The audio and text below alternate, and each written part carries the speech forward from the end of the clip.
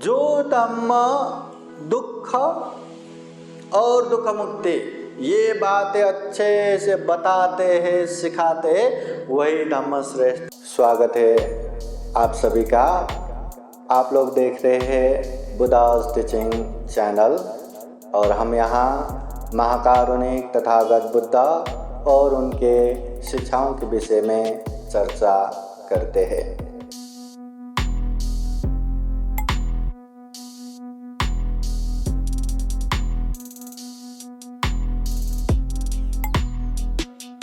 समन्ता चक्रवालेषु अत्रा गच्छन्तु देवता सतमं मुनिराजस शृण्वन्तु सद्गमोक्षदम्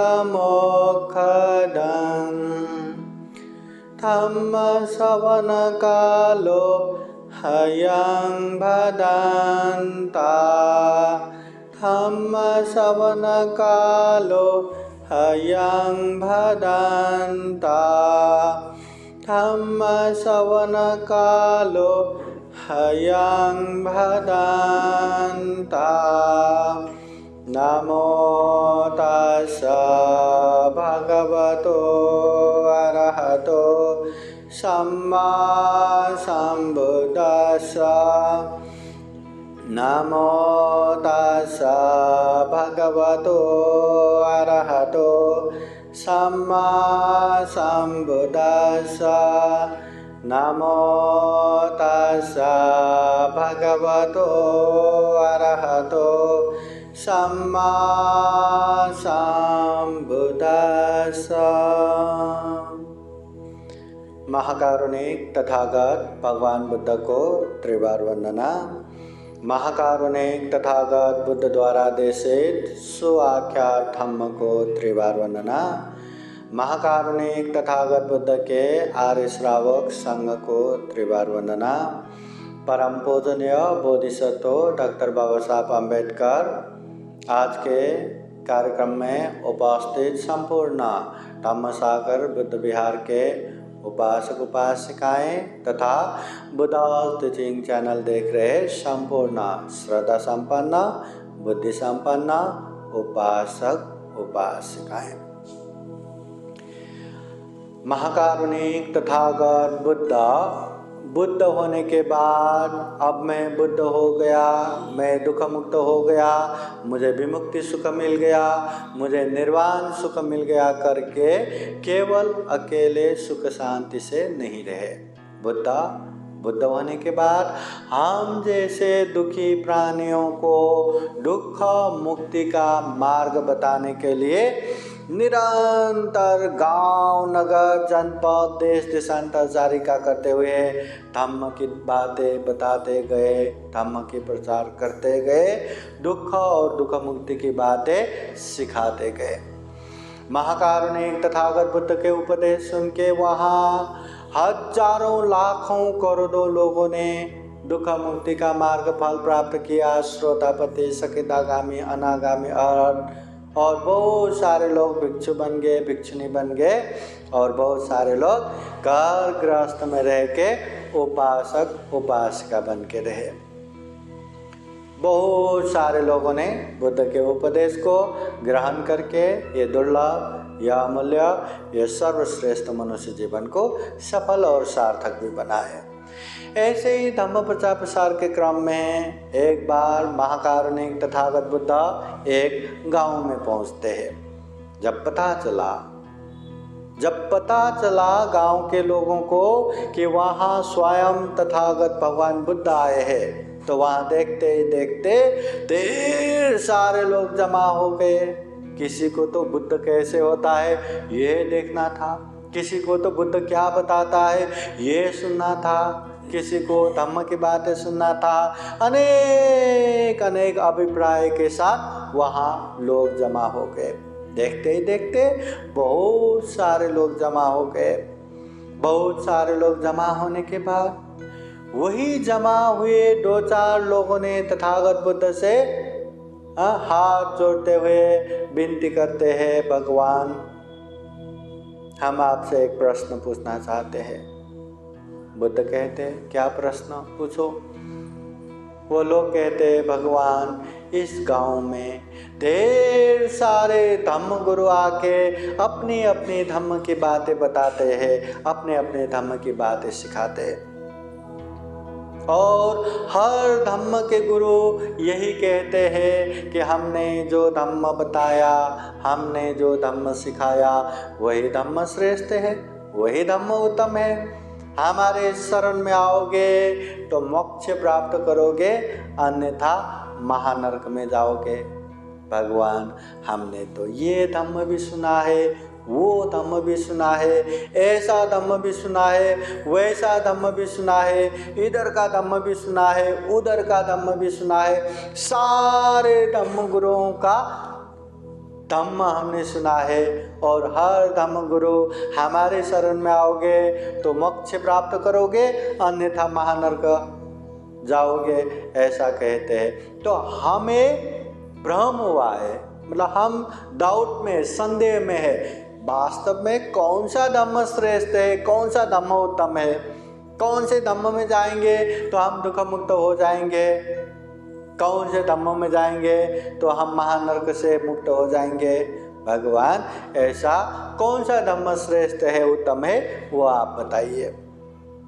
उस समय महाकारुणिक तथागत बुद्ध उन लोगों को, अच्छा तो ठीक है, तो अमुक धम्म श्रेष्ठ है, अमुक धम्म उत्तम है, अमुक धम्म खर नहीं है, अमुक धम्म सही नहीं है, हाँ ये धम्म उत्तम, ये धम्म श्रेष्ठ, ऐसा तथागत बुद्ध नहीं बताते, ऐसे तथागत बुद्ध नहीं बताते। तथागत बुद्ध उपासक उपासिकाओं को कहते हैं, हे उपासक उपासिकाएं, ये धम्म श्रेष्ठ है, ये धम्म उत्तम है, ये धम्म अच्छा नहीं है, ये धम्म बुरा है, ये देखने से भी ज़्यादा केवल दो चीज़ें देखो, दो चीज़ें। अब दो चीज़ तो हर कोई देख सकता है ना, हर कोई समझ सकता है ना, तो बुद्ध यही कहते हैं, केवल दो चीज़ें ध्यान में रखो। जो धम्म ये दो चीज़ें बताता है, सिखाता है, वही धम्म श्रेष्ठ है, वही धम्म उत्तम है।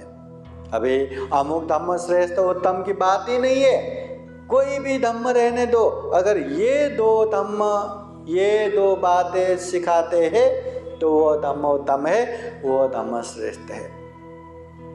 उपासक उपासिकाएं पूछते हैं, वो कौन सा दो गुण धम्म है, कौन सा वो दो बातें हैं? तो तथागत बुद्ध कहते हैं, दुख और दुख मुक्ति, दुख और दुख मुक्ति। जो धम्म दुख के बारे में भी खूब अच्छे से बताता है, सिखाता है, और वो दुखों से मुक्त होने का मार्ग भी बताता है, सिखाता है, तो वही धम्म श्रेष्ठ है, वही धम्म उत्तम है। कोई भी धम्म रहने दो, वो हमारे जीवन में जो कुछ भी दुख है वो दुख बताता है, और वो दुखों से मुक्त होने का मार्ग भी बताता है, वही धम्म श्रेष्ठ है, वही धम्म उत्तम है। हमें पता है ना, हमारे जीवन में दुख है, पता है ना? हाँ, क्या क्या दुख है, एक एक बताइए, क्या दुख है? फटाफट एक एक बताइए, क्या दुख है, क्या दुख है? संसारी दुख है, जन्म होना दुख है, बुढ़ापा आना दुख है, बीमार होना दुख है, मृत्यु होना दुख है, प्रिय से बिछोड़ होना दुख है, अप्रिय के साथ रहना दुख है, जो इच्छा करते वो पूरा न होना दुख है। संक्षिप्त में ये पंचस्कंद रूपी शरीर धारण करना ही दुख है। अनेक टेंशन होना दुख है, अनेक गुस्सा आना दुख है, अनेक लोभ भर भर के आना दुख है, अनेक अकुशल पाप में लगना दुख है। दुख दुख बहुत सारे दुख है। तो सबसे पहले दुख दुख है, ये बात जानना जरूरी है। अगर दुख में भी सुख ढूंढते रहेंगे, कहीं ये सुख तो नहीं, हाँ ऐसा ढूंढते रहेंगे तो वो दुख से कभी मुक्त नहीं हो पाएंगे। इसलिए सबसे पहले दुख को जानो। जहाँ दुख जानेंगे वहाँ दुख का कारण भी दिखेगा। दुख अपने आप नहीं आता, कुछ न कुछ कारण लेके ही आता है। अगर आपको कोई समस्या हो रहा है तो उसका कारण है, अगर आपको कोई टेंशन हो रहा है तो उसका भी कारण है, अभी आपका मन जल रहा है तो उसका भी कारण है। हर दुख अपने आप में नहीं आता, कारण लेके आता है। तथागत बुद्ध संक्षिप्त में सारे दुखों का कारण तृष्णा कहते हैं, अटैचमेंट, आसक्तिपना, है ना। दुख है तो दुख का कारण भी है, और दुख मुक्ति है तो दुख मुक्ति का मार्ग भी है। जैसे हमारे शरीर में अनेक बीमारी होता है, अगर बीमारी है तो बीमारी का कारण है, और डॉक्टर के पास जाएंगे तो हमें चेकअप करके दवा देता है। हाँ, अगर दुख मतलब बीमार मुक्त है तो वहाँ पहुँचने का रास्ता भी है। दवा ले लो, एक्सरसाइज कर लो, खाने में बैलेंस करो, हाँ ये करो वो करो, दुख वो बीमार मुक्त है तो वहाँ पहुँचने का रास्ता भी है। उसी तरह दुख है तो दुख का कारण है, दुख मुक्ति है तो दुख मुक्ति का मार्ग भी है। तो तथागत बुद्ध यही बताते हैं, जो धम्म दुख और दुख मुक्ति ये बातें अच्छे से बताते हैं, सिखाते हैं, वही धम्म श्रेष्ठ है, वही धम्म उत्तम है। दुख और दुख मुक्ति, पता चला ना, दुख और दुख मुक्ति। हमें इसके पीछे बिल्कुल नहीं भागना कि ये धम्म उत्तम है, ये धम्म श्रेष्ठ है, या हमारा धम्म श्रेष्ठ है, हमारा धम्म उत्तम है। इसके पीछे भागने की जरूरत नहीं है। वो श्रेष्ठ और उत्तम धम्म में जाके हमने अपने जीवन को कितना श्रेष्ठ बनाया, कितना उत्तम बनाया, ये देखना जरूरी है। हाँ, तथागत बुद्ध ने इतना दुख और दुख मुक्ति का उपदेश दिया, क्या वो जान के क्या हमने जीवन में थोड़ा भी दुख को कमी किया क्या, थोड़ा भी दुख मुक्ति के मार्ग पे आगे बढ़ा क्या? आगे बढ़ा तो ये धम्म काम आया। अगर आगे ही नहीं बढ़ा और दुख मुक्ति के मार्ग पे ही नहीं चला और दुख जैसा है वैसा ही है, तो कितना भी श्रेष्ठ धम्म रहने दो, कितना भी उत्तम धम्म रहने दो, हमारे लिए कोई फायदा रहा क्या? बहुत भूख लगा है, सामने अनेक अनेक पकवान पड़ा है और खाने को ही नहीं मिल रहा है, खाने ही नहीं दे रहा है, या हम नहीं खा रहे, कुछ फायदा हुआ क्या? बहुत प्यास लगा है, सामने नदी बह रहा है और हम वो पानी पिए नहीं, तो प्यास बुझेगा क्या? इतना अच्छा धर्म की गंगा बह रहा है, दुख और दुख मुक्ति का उपदेश तथागत बुद्ध स्वयं ने दिया हुआ है, और ऐसे धम्म हमें प्राप्त हुआ है, और वो भी ऐसे दुर्लभ जीवन में, ऐसे सर्वश्रेष्ठ जीवन में। हम चाहे तो तथागत बुद्ध के धम्म को अच्छे से जान सकते हैं, समझ सकते हैं, पालन करके परिपूर्ण भी हो सकते हैं। इंसान ही कर सकते हैं, बाकी कोई नहीं कर सकता। और ऐसे सर्वश्रेष्ठ जीवन में बुद्ध के उपदेश या तथागत बुद्ध हमें मिला है, उनका दुर्लभ धम्म मिला है, तो उसको जानेंगे, समझेंगे, पालन करेंगे, तभी न धम्म हमें कल्याण करेगा। केवल हम तो ऐसा धम्म मानते हैं, वैसा धम्म मानते हैं, हमारा बुद्ध सबसे महान है, हमारा बुद्ध सबसे श्रेष्ठ है, उससे क्या फर्क पड़ेगा? क्या हम अपने जीवन में सुख शांति लाने के लिए कुछ पुण्य धम्म कर रहे हैं कि नहीं? कुछ दुख मुक्ति के मार्ग पे चल रहे हैं कि नहीं? ये महत्वपूर्ण है।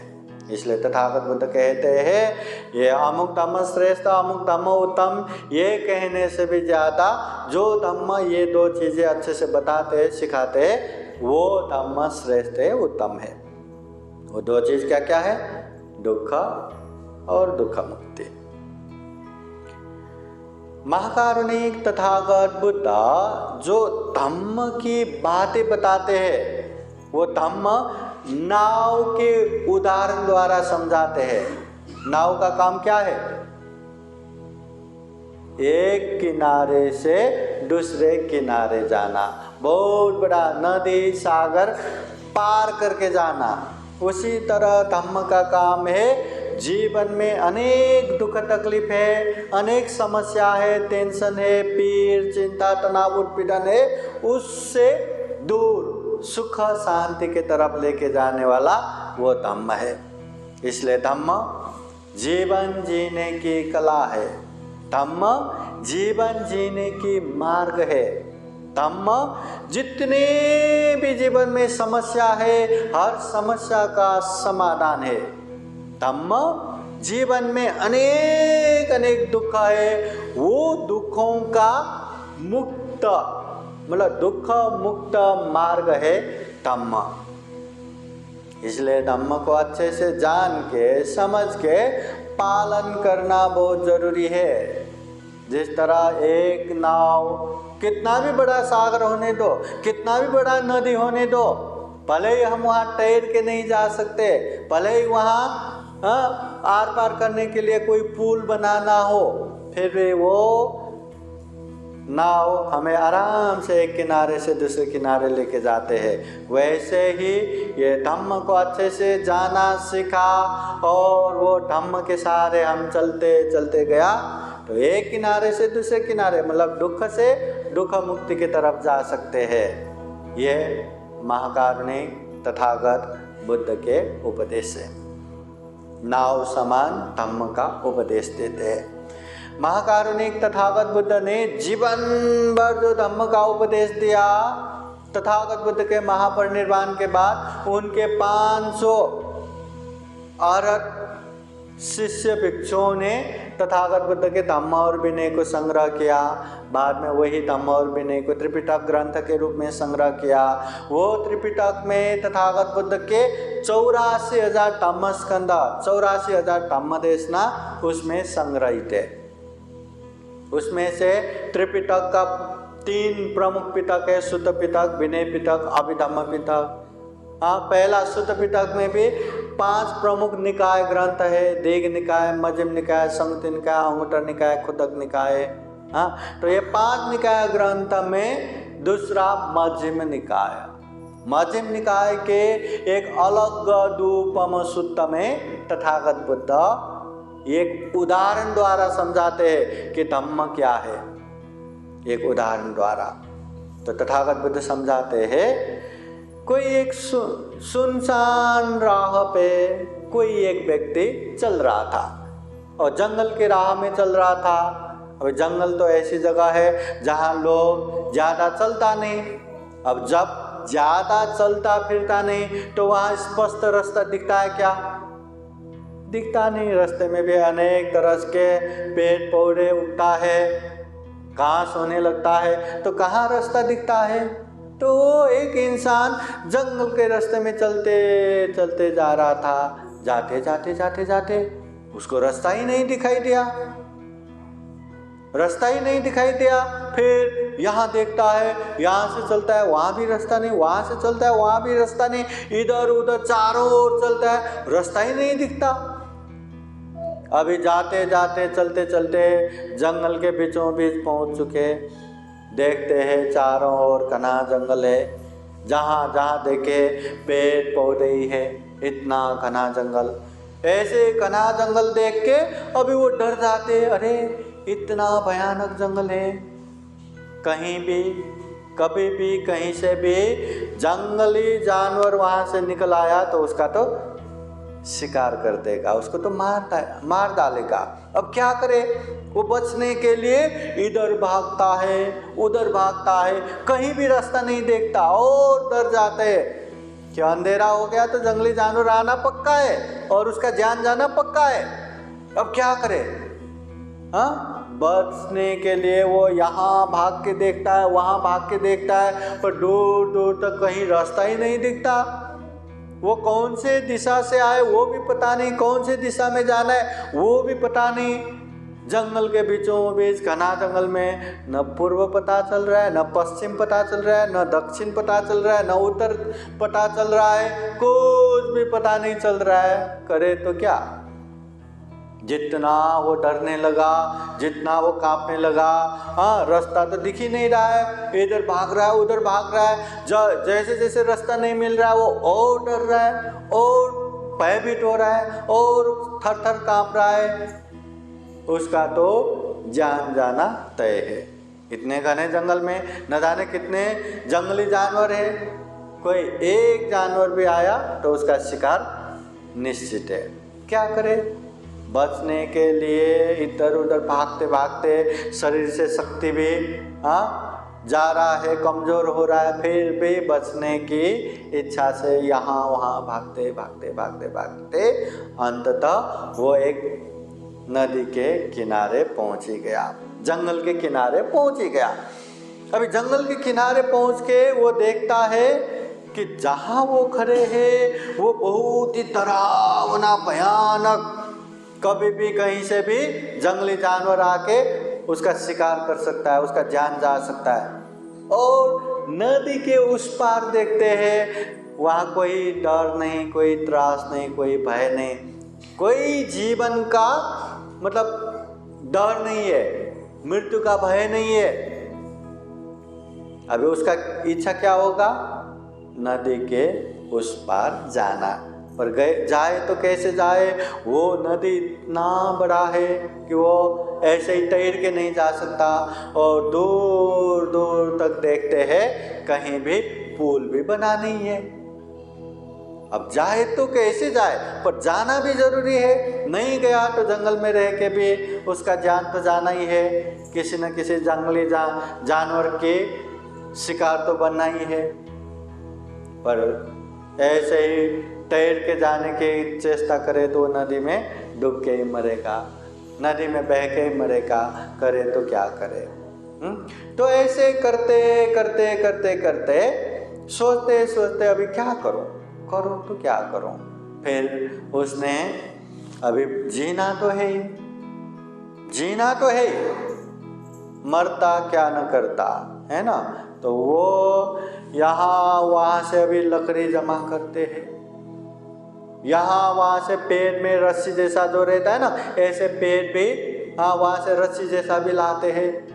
फिर ऐसे लकड़ियों को एकदम बांध के एकदम करके मिला मिला के छोटा सा नाव जैसा बनाते हैं, बनता है। इतना बनने के बाद अभी वो क्या करेगा? वो नाव में चढ़ के दूसरे किनारे जाने की कोशिश करेगा। वो नाव में बैठते मुश्किल से, छोटा सा नाव है, बड़ा नदी है, फिर भी वो मुश्किल से वो नाव में बैठ के धीरे धीरे मेहनत करके परिश्रम करके वो उस किनारे पहुंच ही जाता है। उस किनारे पहुंच गया तो इतना संतोष का श्वास लिया, इतना आनंद लगा, अरे मैं इतना डरावना जंगल में था, कभी भी कहीं से भी जंगली जानवर आता तो मेरा शिकारी कर देता, मेरा जान ही जाता। मगर अभी नदी के इस किनारे आया, यहाँ कोई जंगली जानवर का भय नहीं, त्रास नहीं, मेरा प्राण का भी त्रास नहीं, ओहो मेरा जीवन बच गया करके बहुत ही संतुष्टि का श्वास लिया। अभी तथागत बुद्धा ये सारी बातें बताने के बाद पूछते हैं, अभी वो इंसान को क्या करना चाहिए कि ये नाव की वजह से आज मेरा जान बच गया। अगर ये नाव न होता तो जंगल में ही मर जाता, ये नाव की वजह से इस किनारे आए इसलिए वो बच गया। ऐसा सोच के नाव के प्रति कृतज्ञ होके ये नाव ने मेरा जान बचाया करके जहाँ जहाँ गए वहाँ वहाँ वो नाव को ये अपने मतलब कंधे पे उठा के या उसको घिस घिस के जहाँ जहाँ गया साथ में ही रखना है या वहीं छोड़ के जाना है। क्या करना चाहिए?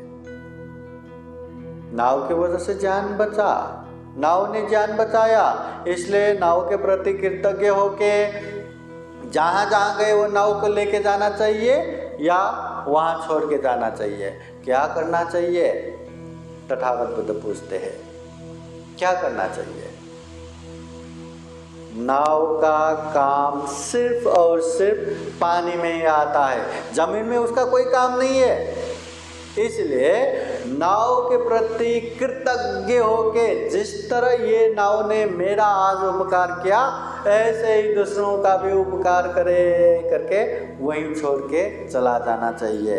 अगर ये नाव ने मेरा उपकार किया करके नाव को सर पे लेके घुमा ना, नाव को किस किस के साथ में रखा ना, तो उसकी बोझ से वो जल्दी मर जाएगा, या उसको एक बोझ जैसा हो जाएगा, दुख तकलीफ हो जाएगा। इसलिए नाव का काम पानी में है, नदी में है। जिस तरह मेरा उपकार किया, दूसरों का भी उपकार करे करके वहीं छोड़ के जाना है। तो तथागत बुद्ध कहते हैं धम्म का काम भी वो नाव जैसा ही है। हाँ, धम्म हमें दुख से दुख मुक्ति तक पहुंचाने का काम करता है, समस्या से समाधान की तरफ लेके जाने का काम करता है। मगर ये धम्म को हम कंधे पे सर पे लेके हमारा धम्म बुद्ध है, हम बुद्ध को मानते हैं, कोई किसी ने कुछ भी बोला, अरे हमारे बुद्ध को ऐसा बोलते हो क्या, हमारे धम्म को ऐसा बोलते हो क्या, हमारे संघ को ऐसा बोलते हो क्या, जिंदगी भर झगड़ा करते करते गया तो जिंदगी खत्म हो जाएगा। वो झगड़ा तो खत्म होने वाला नहीं है। हाँ, तो उसकी वजह से बोझ हो जाएगा, दुख से दुख मुक्ति नहीं प्राप्त कर सकता।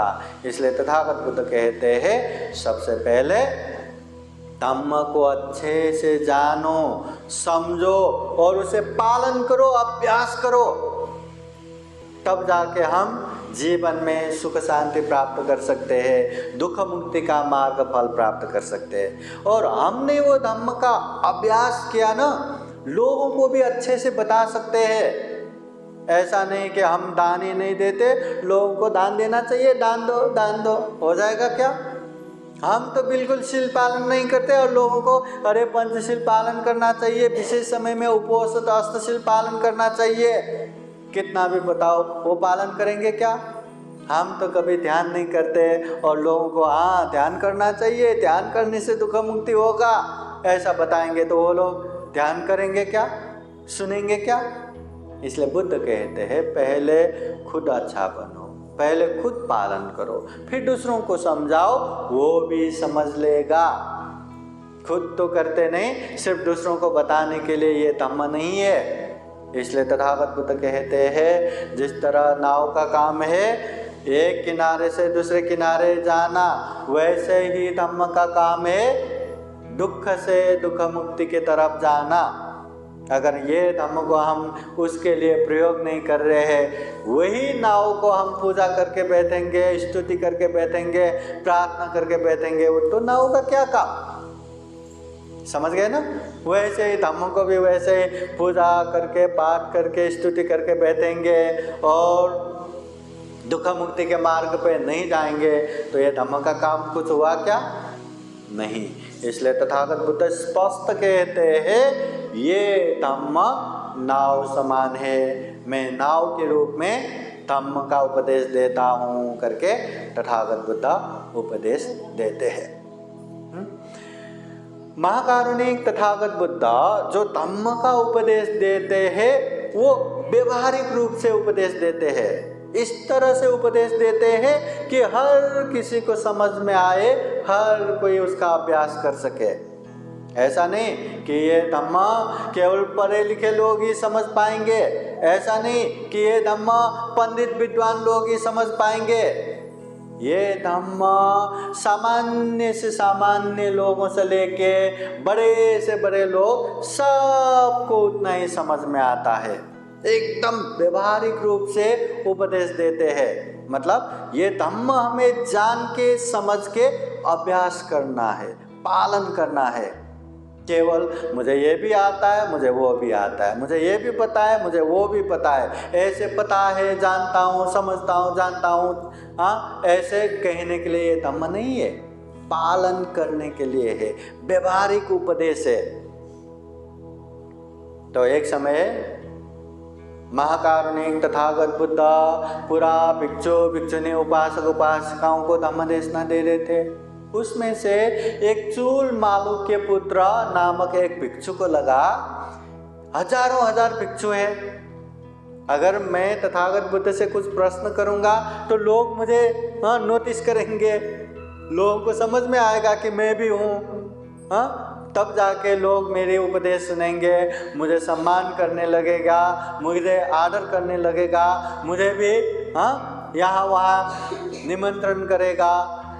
तो मुझे बोलना चाहिए, ऐसा सोच के वो चूल मालू के पुत्र धम्म देशना के बीच में ही तथागत बुद्ध से प्रश्न करते हैं, भगवान इस दुनिया का उत्पन्न कब हुआ, इस दुनिया का विनाश कब होगा, प्राणियों का जन्म कहाँ से शुरू होगा, कहाँ से शुरू हुआ, और प्राणियों का अंत कहाँ से होगा। ये तथागत बुद्ध मरने के बाद होता है क्या या नहीं होता है क्या, या होता भी है नहीं भी होता है क्या, ऐसा अनेक अनेक प्रश्न करते हैं। और ये तथागत बुद्ध का विशेषता है, लोगों को समझाने के लिए उन लोगों की मानसिकता, उन लोगों की चित्त की बातें जान के समझाते हैं। कभी कभी सीधे सीधे जवाब देते हैं, कभी कभी अनेक व्याख्या वर्णन करके समझाते हैं, कभी कभी अनेक उदाहरण कहानियों के साथ समझाते हैं, और कभी कभी उसी को समझाने के लिए उसी को प्रति प्रश्न करके भी समझाते हैं। तो महाकारुणिक तथागत बुद्ध उस समय वो भिक्षु को समझाने के लिए, लोगों को समझाने के लिए प्रति प्रश्न करते हैं। तथागत बुद्ध पूछते हैं, ए भिक्षु, मैं ही तुमसे एक प्रश्न करता हूँ, ध्यान से सुनो। तथागत बुद्ध एक छोटा सा कहानी बताते हैं। कोई एक इंसान एक सुनसान राह पे चल रहा था, सुनसान, कोई आना जाना नहीं, ऐसे राह पे चलते चलते चलते चलते अचानक से क्या हुआ, कोई एक दिशा से बाण आया, उसके छाती पे लग गया। अभी छाती पे लग गया, घाव हो गया, खून बहने लगा, वो वहीं गिर गया, वो तड़पने लगा। अब सुनसान है, आजू बाजू कोई भी नहीं है, वो तो तड़प रहा है, खून बह रहा है, घाव हो गया है। तो उसका नसीब, अचानक से वहां कोई एक भला इंसान वही रास्ते पे जा रहा था। तो वो भले इंसान ने देखा कि एक इंसान को बाण लगा है, घाव हुआ है, वो नीचे गिर के तड़प रहा है। तो उसको क्या लगा, ये बाण निकाल के मलम पट्टी कर देना चाहिए, खून रोकना चाहिए, नहीं तो ये मर जाएगा। ऐसा सोच के वो भला इंसान दौड़ा दौड़ा उसका बाण निकाल के मलम पट्टी करने के लिए जाते हैं, बाण निकालने लगता है। ऐसे समय में वो इंसान को क्या करना चाहिए, तथागत बुद्ध यहाँ प्रश्न करते हैं। वो घायल इंसान को क्या करना चाहिए? सबसे पहले ठहरो ठहरो, ये बाण मत निकालो, ये बाण निकालने से पहले ये बताओ कि ये बाण किसने मारा, वो बाण मारने वाला इंसान कौन है, महिला है कि पुरुष है, उसका नाम क्या है, उसका जात क्या है, उसका गोत्र क्या है, वो काला है कि गोरा है, लंबा है कि छोटा है, मोटा है कि पतला है, वो कौन से गांव में रहता है, उसके परिवार में कौन कौन है, माता है कि नहीं, पिता है कि नहीं, भाई है कि नहीं, बहन है कि नहीं, काका है कि नहीं, काकी है कि नहीं। ऐसे दुनिया भर के प्रश्न करना चाहिए या पहले बाण निकालना चाहिए, क्या करना चाहिए, ये तथागत बुद्ध पूछते हैं। तो वो भिक्षु भी वही कहते हैं, भगवान उस समय तो पहले बाण निकालना चाहिए। बाण निकाले बिना अनेक प्रश्न करते रहेंगे तो इंसान खत्म हो जाएगा, प्रश्न खत्म नहीं होगा।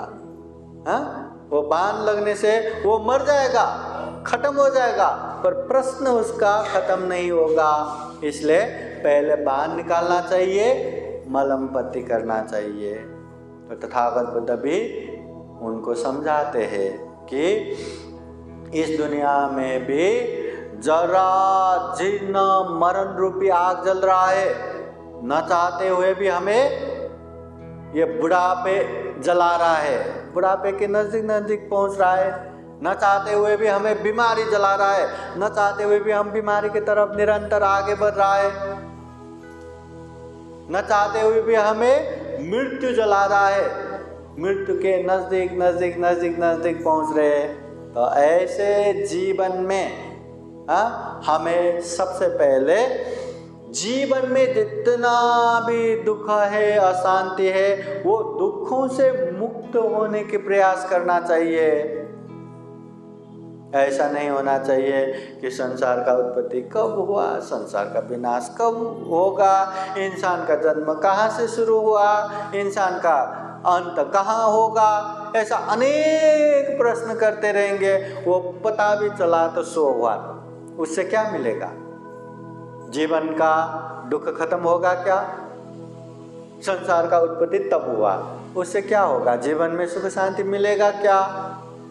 इसलिए तथागत बुद्ध कहते हैं ऐसे दुनियादारी के अनेक अनेक झंझटों में फंसने से भी ज्यादा ये दुर्लभ जीवन है, ये अमूल्य जीवन है, प्राणी मध्य में सर्वश्रेष्ठ जीवन है। इसलिए जीवन में अनेक अनेक दुख कष्ट है, वो दुख मुक्ति के मार्ग पे चलना चाहिए। वो दुख मुक्ति के मार्ग पे चलेंगे तो हो सकता है हम दुख मुक्त हो, निर्वाण प्राप्त करे, अरहंत प्राप्त करे, या निर्वाण प्राप्त भी नहीं हुआ तो श्रोतापति, सकितागामी, अनागामी, है ना, दुख मुक्ति के मार्ग फल प्राप्त करे, या वो मार्ग फल भी प्राप्त नहीं हुआ तो इतना हम पुण्य संचय करते करते जाएंगे, इतना पारमिता संचय करते करते जाएंगे, भविष्य में जाके हम दुख मुक्त हो सकते हैं। मगर इसमें न जाते हुए दुनियादारी में ही फंसते रहेंगे और इस तरफ दुख मुक्ति की तरफ नहीं जाएंगे तो ये दुर्लभ जीवन, सर्वश्रेष्ठ जीवन खत्म हो जाएगा, कोई भी लाभ नहीं मिलेगा, कोई भी उपयोगिता नहीं होगा। इसलिए जिस तरह छाती में बाण लगा तो सबसे पहले छाती में लगा हुआ बाण निकालो, मलमबत्ती करो, बाकी बाद में होता रहेगा। उसी तरह जीवन में भी बाण की तरह दुख कष्ट अनेक अनेक है जो किसी को भी पसंद नहीं आता। तो सबसे पहले वो दुख खत्म करके दुख मुक्ति की तरफ जाने का मार्ग ढूंढो। तथागत बुद्ध ने ढूंढ के हमें बताया है, तो वो मार्ग में आगे बढ़ो, वो दुख मुक्त बनो, ये तथागत बुद्ध के उपदेश है। तो जीवन में सबसे ज़्यादा प्राथमिकता इसी में देना चाहिए, सबसे ज़्यादा प्रायोरिटी इसी में देना चाहिए। जिसके पास पैसा है वो भी दुखी है, जिसके पास पैसा नहीं वो तो दुखी है ही। जो सुंदर दिखता है वो भी दुखी है, जो सुंदर नहीं दिखता वो तो दुखी है ही। हाँ, जो बीमार है, हाँ, जो मतलब बीमार नहीं है वो भी दुखी है, जो बीमार है वो तो दुखी है ही, है ना। दुनिया में है तो भी दुख, नहीं है तो भी दुख। कोई भी ऐसा व्यक्ति नहीं मिलता जिसके जीवन में दुख नहीं, कष्ट नहीं, अशांति नहीं, पीड़ा नहीं। हाँ, इसलिए कोई भी इंसान को ऐसे दुख कष्ट पसंद नहीं आता, तो हमें वो दुख कष्ट से मुक्त होने के मार्ग पे चलना चाहिए। ये तथागत बुद्ध के उपदेश है। इसलिए हमें भी ये दुर्लभ, ये अमूल्य, ये सर्वश्रेष्ठ जीवन को सफल और सार्थक बनाना है। तो जीवन में ऐसे दुख मुक्ति के मार्ग पे चलना चाहिए। तथागत बुद्ध के उपदेश को अच्छे से जान के, समझ के अभ्यास करना चाहिए, परिपूर्ण रूप से पालन करना चाहिए। फिर जीवन में सुख भी मिलेगा, शांति भी मिलेगा और दुख मुक्ति भी मिलेगा। तो हम यही कामना करते हैं हम भी महाकारुणिक तथागत बुद्ध द्वारा देशित धम्म को अच्छे से जान सके, समझ सके और अच्छे से जीवन में व्यवहार में पालन करते करते ये दुर्लभ, ये अमूल्य, ये सर्वश्रेष्ठ मनुष्य जीवन को सफल बना सके, सार्थक बना सके। अंत में जन्म जरा व्याधि मरण से मुक्त निर्वाण तक प्राप्त कर सके, ऐसी कामना करते हुए आज का ये धम्म देशना यहीं समापन करते हैं। सबका मंगल हो, सबका कल्याण हो। भवतु सब मंगलम। धम्म देशना के अंत में आप लोगों को बुद्धवाणी पाली गाथा द्वारा आशीर्वाद देते हैं। आप लोगों के जीवन में बुद्ध का आशीर्वाद रहे, धम्म का आशीर्वाद रहे, संघ का आशीर्वाद रहे।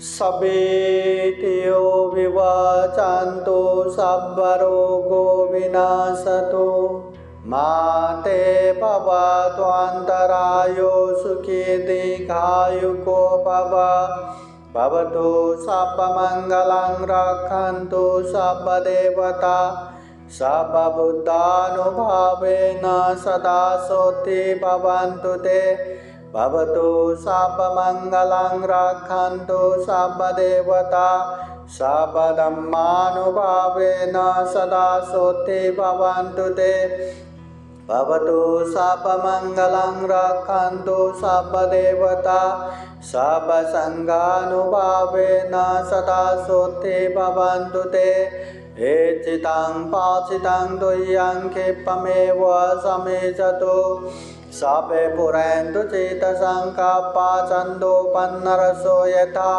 आयु आरोग्य सम्पत्ति सर्ग सम्पत्तिमेव च अतो निब्बान सम्पत्ति इमिनाते समेचतु। साधु साधु साधु। बुद्धं नमामि, धम्मं नमामि, संघं नमामि, अहं वन्दामि सर्वदा।